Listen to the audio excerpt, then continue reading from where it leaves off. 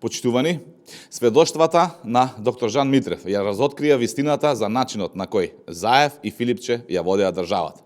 Притисоци, уцени и злоупотреба на институциите за лични интереси.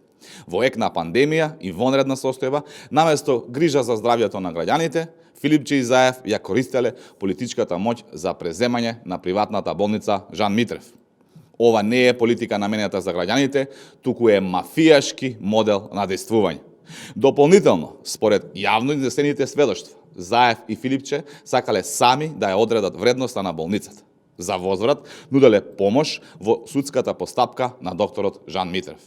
Класична уцена и класична злоупотреба на власта. Овие обвинувања не доаѓаат изолирано.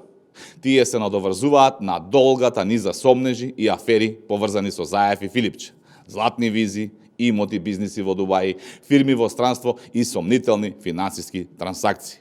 Филипче денес се обидува да се представи како ново лице, но ја седи фотелјата на Заев и ги спроведува истите политики.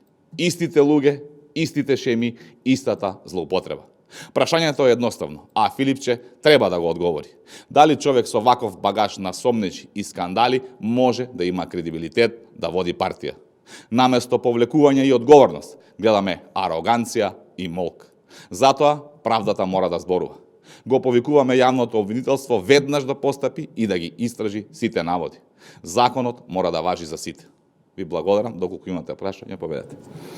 Кога ќе биде ставен на седница законот за прекршоци, чиешто донесување е потребно за да се функционира казнувањето со Safe City системот и докаде се договорите со другите партии во оваа насока и дополнително став на ВМРО-ДПМН по однос на барањето од опозицијата да се ознани колкави ќе бидат казните и да се уреди како ќе се спречи злоупотреба на податоците обезбедени преку овој систем.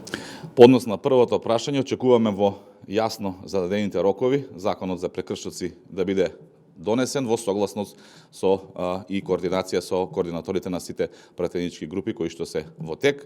А по однос на второто прашање, и заштитата и начинот на чување на податоците и начинот на казнување е строго одреден согласно позитивните законски прописи во Република Македонија.